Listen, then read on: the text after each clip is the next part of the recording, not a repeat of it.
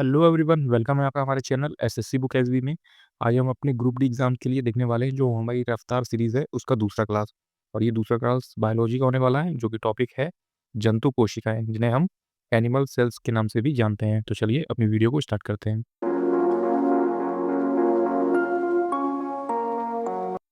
सबसे पहले हम जानेंगे कि पशु कोशिका जो है वो क्या होती है। तो जिससे कि पहला हेडिंग आप हमारा देख सकते हैं, इसमें हम पहले जानेंगे कि पशु कोशिका क्या है।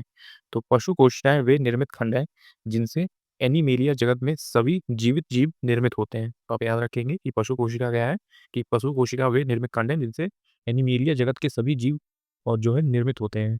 वे शरीर को संरचना प्रदान करते हैं, पोषक तत्वों को अवशोषित करके ऊर्जा में परिवर्तित करते हैं और जानवरों को चलने में मदद करते हैं। तो इस तरह से एनिमल सेल्स जो है वो कार्य करता है। उनमें जीव की सभी आनुवांशिक सामग्री भी होती है और वे अपनी प्राप्तियां बना सकते हैं। तो आप याद रखेंगे कि वे शरीर को संरचना प्रदान करते हैं, पोषक तत्वों को अवशोषित करके ऊर्जा में परिवर्तित करते हैं और जानवरों को चलने में भी हेल्प करते हैं। उनमें जीव की सभी आनुवांशिक सामग्री भी होती है और वे अपनी प्रतियां भी बना सकते हैं, मतलब कि एक के बाद एक जैसे फोटोकॉपी होती है उस तरह से अपनी प्रतियां कॉपी भी बना सकते हैं। आइए अगला पॉइंट देखते हैं, जो कि है इन कोशिकाओं को आगे यूकेरियोटिक कोशिका कहा जाता है। तो आप इस चीज़ को याद रखेंगे कि इन कोशिकाओं को आगे क्या कहा जाता है, यूकेरियोटिक कोशिका जो है इस नाम से जाना जाता है। यूकेरियोटिक कोशिकाओं में एक सुपरिभाषित नाभिक होता है जो एक परमाणु झिल्ली से घिरा होता है। नाभिक वो जगह है जहाँ कोशिका का डीएनए स्थित होता है। तो आप इस चीज़ को याद रखेंगे, नाभिक मतलब जिसे बीच का पॉइंट भी कहा जाता है, और नाभिक जो है वो कोशिकाओं के डीएनए में स्थित होता है। तो आप इस चीज़ को याद रखेंगे। जानवर जो है साथ ही पौधे, कवक और प्रोटोजोआ इन प्रकार की कोशिकाओं से बने होते हैं। किन प्रकार की कोशिकाओं से? तो ये यूकेरियोटिक कोशिकाओं से बने होते हैं। कौन? पौधे हो गए, जानवर हो गए, कवक, प्रोटोजोआ, तो इन सभी जो है इन सभी प्रकार की कोशिकाओं से बने होते हैं। अगला है पॉइंट हमारा, जानवर कई कोशिकाओं से बने होते हैं जिन्हें बहुकोशिकीय कहा जाता है। जो जानवर होते हैं वो कई कोशिकाओं से बने होते हैं, कई सेल्स से बने होते हैं जिन्हें बहुकोशिकीय कहा जाता है, जो एक साथ काम करते हैं और ऊतक और अंग बनाते हैं और जानवर के शरीर का निर्माण करते हैं। तो आप इस चीज़ को याद रखेंगे, जो एक साथ काम करते हैं, ऊतक बनाते हैं और अंग बनाते हैं, जो जानवर के शरीर का निर्माण करते हैं। वास्तव में क्योंकि बहुत सारे जटिल कार्यों की आवश्यकता होती है, इनसे में कई कोशिकाएं एक दूसरे से अलग दिख सकती हैं और इस कार्य का कर सकती हैं। उदाहरण के लिए तंत्रिका कोशिकाएं, रक्त कोशिकाएं, मांसपेशी कोशिकाएं और बहुत कुछ। तो जो कोशिकाएं हैं वो एक जैसी नहीं दिखती, अलग अलग तरह से भी हो सकती है। जैसे कि आप नीचे देख पा रहे होंगे कि तंत्रिका कोशिका जो है वो अलग दिखती है, रक्त कोशिकाएं अलग दिखती है, इसी तरह मांसपेशी कोशिकाएं जो है वो भी अलग दिखती है। इसी प्रकार की और भी कोशिकाएं जो है वो जानवर के अंदर मौजूद होती हैं। जैसा कि आप अभी स्क्रीन पे देख पा रहे होंगे कि कुछ इस तरह से पशु कोशिका जो है हमें दिखाई देती है। आगे बढ़ते हैं। एक पशु कोशिका के अंग में निम्नलिखित शामिल होता है। तो ये भी इंपॉर्टेंट आपके लिए, आप इसे याद रखेंगे कि एक पशु कोशिका के अंग में कौन सी चीज़ें शामिल होती हैं। तो सबसे पहले है नाभिक, जहाँ पे उनका डीएनए होता है।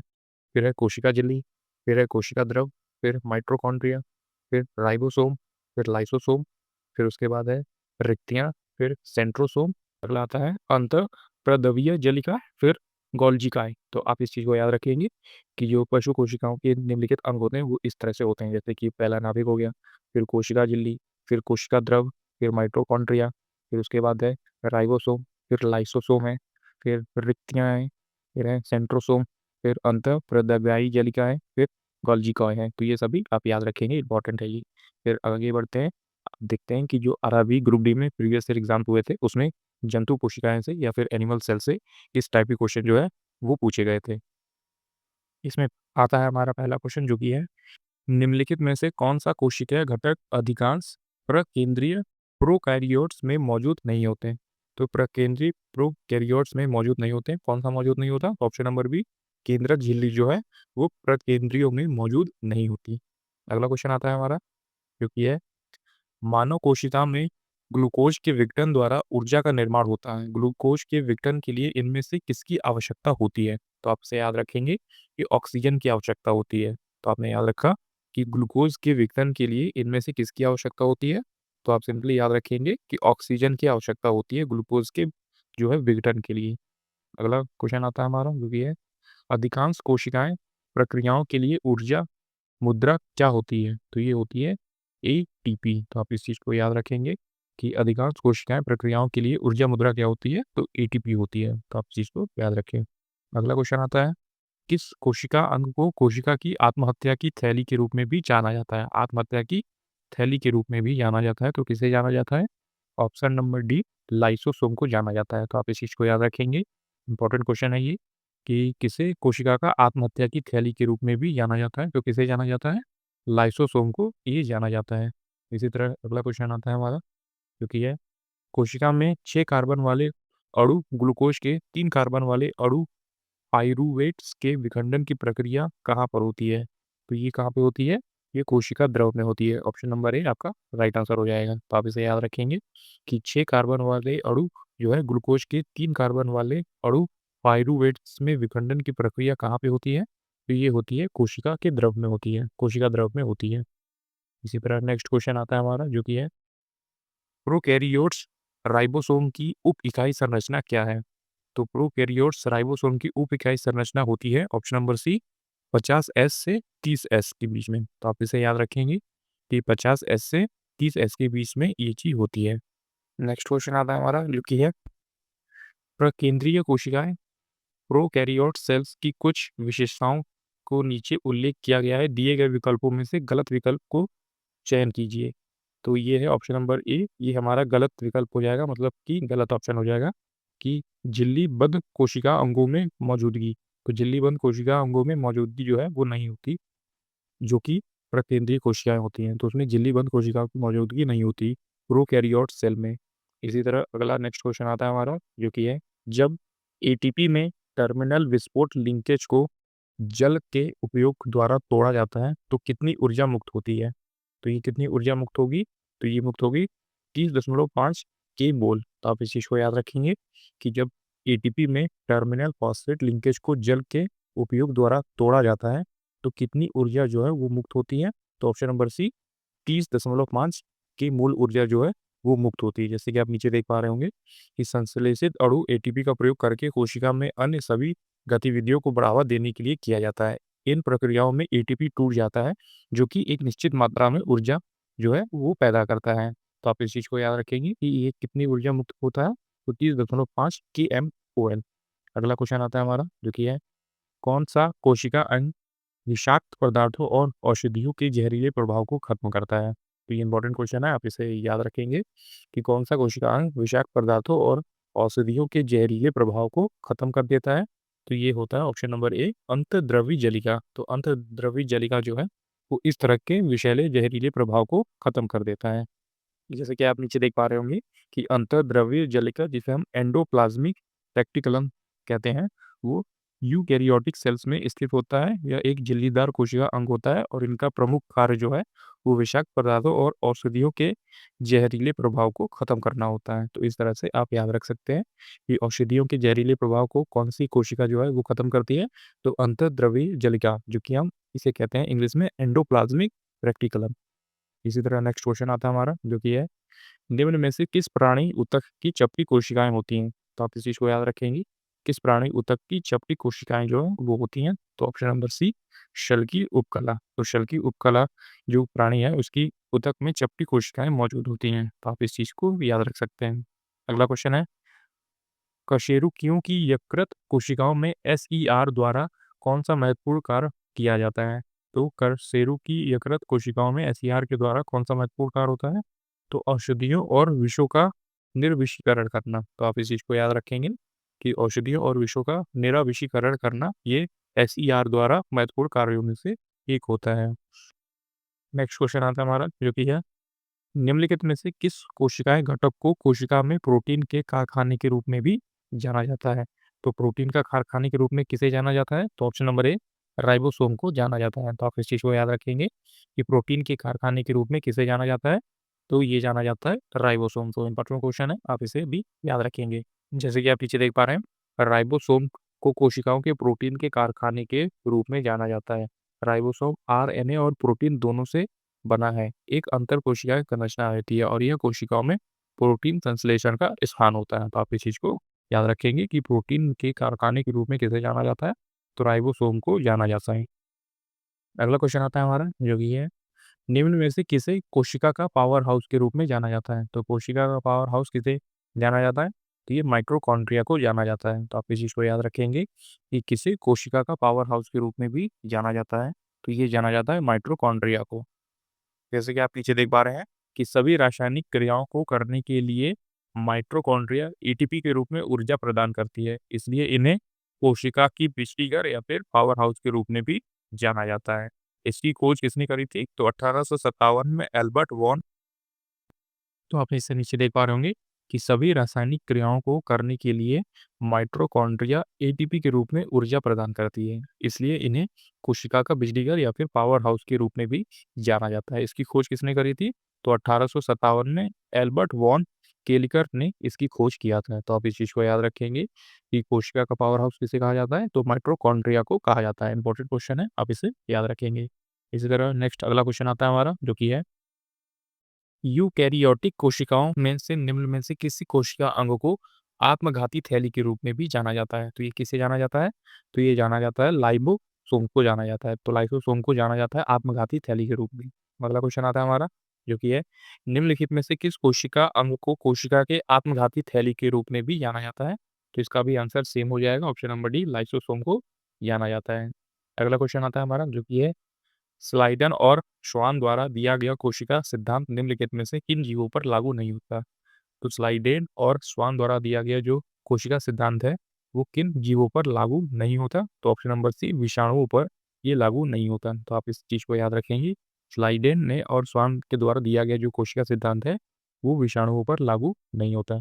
अगला क्वेश्चन आता है हमारा, जो कि है रॉबर्ट हुक द्वारा कोशिका की खोज किस प्रकार की गई थी? तो रॉबर्ट हुक द्वारा कोशिका की खोज किस प्रकार की गई थी? कॉर्क का निरीक्षण करते हुए। तो कॉर्क का निरीक्षण करते हुए जो है रॉबर्ट हुक ने कोशिका की खोज की थी।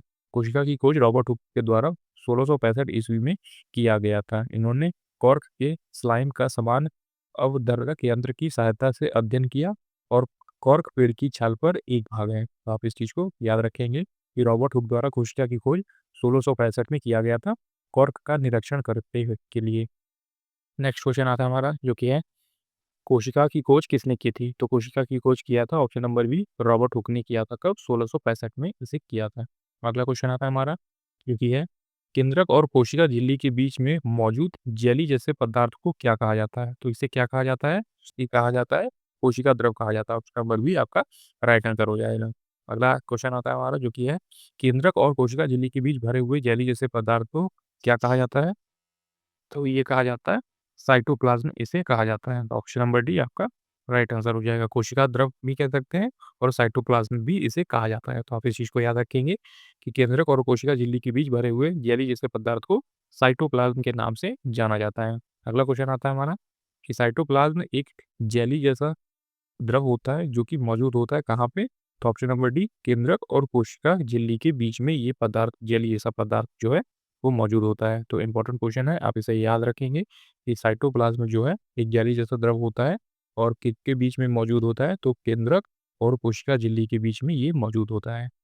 नेक्स्ट क्वेश्चन आता है हमारा, जो कि है पानी की कमी के कारण कोशिका के संकुचित होकर कोशिका भित्ति से अलग होने की प्रक्रिया को क्या कहा जाता है? तो ये कहा जाता है प्लाज़्मोलिसियस कहा जाता है। ऑप्शन नंबर डी आपका राइट आंसर हो जाएगा।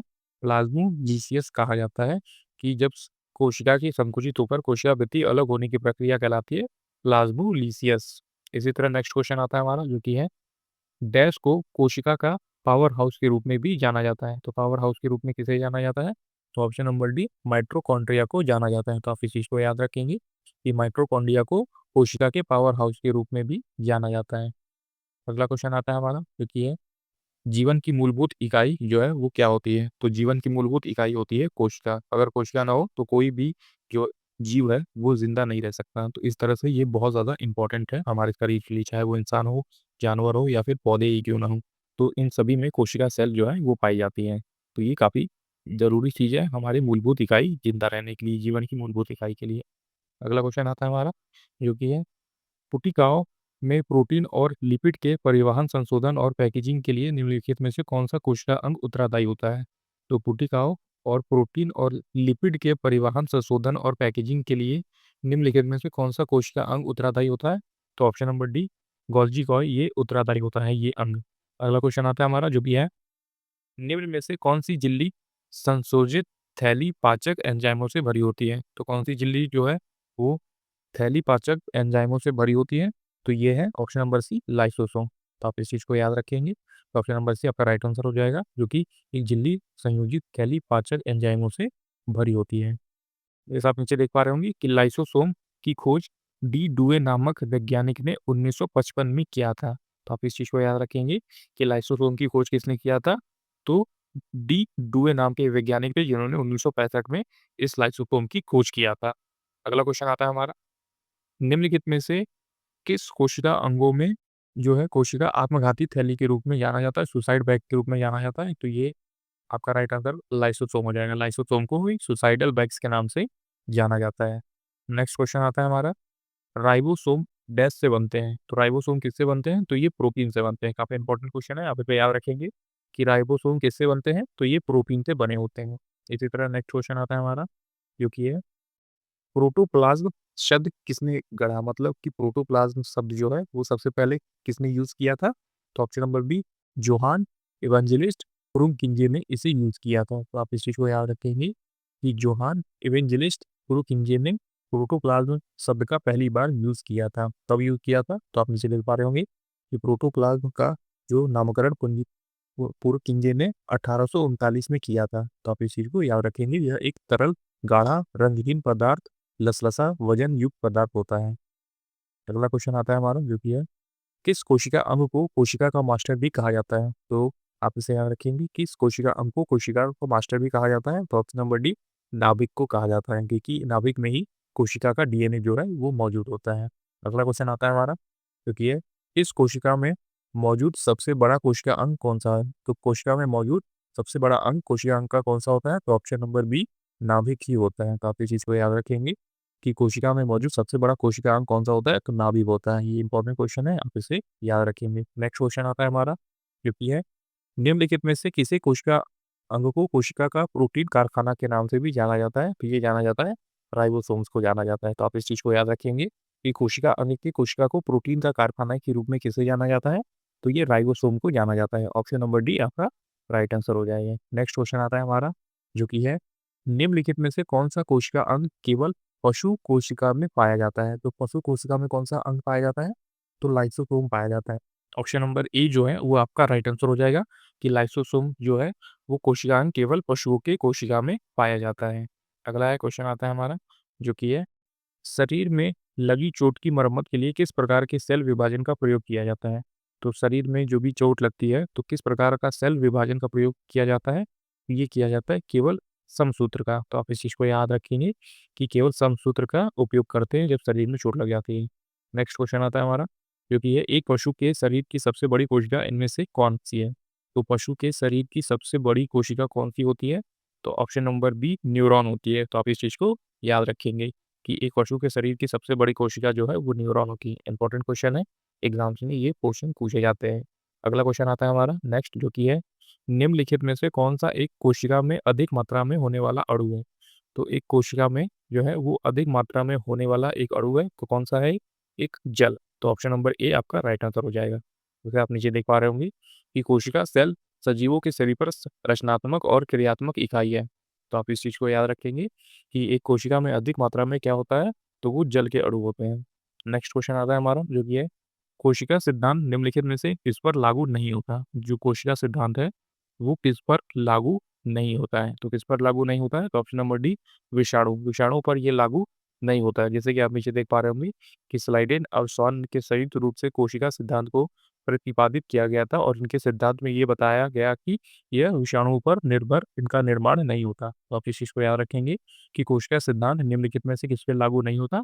तो ऑप्शन नंबर डी हमारा राइट आंसर हो जाएगा, विषाणु पर ये कोशिका सिद्धांत लागू नहीं होता। इसी तरह नेक्स्ट क्वेश्चन आता है हमारा, जो कि है आज का हमारा लास्ट क्वेश्चन, कोशिका प्रकारात्मक फंक्शनल क्रियाओं का नियंत्रण कौन करता है? तो कोशिका प्रकायात्मक जो कि फंक्शनल क्रियाओं का नियंत्रण कौन करता है? तो ये कौन करेगा? ऑप्शन नंबर डी केंद्रक करता है। तो आप इस चीज़ को याद रखेंगे कि कोशिका प्रकारात्मक फंक्शनल क्रियाओं का नियंत्रण कौन करता है? तो ऑप्शन नंबर डी केंद्रक करता है। तो आप इस चीज़ को याद रखेंगे, ये भी काफ़ी ज़्यादा इंपॉर्टेंट क्वेश्चन है।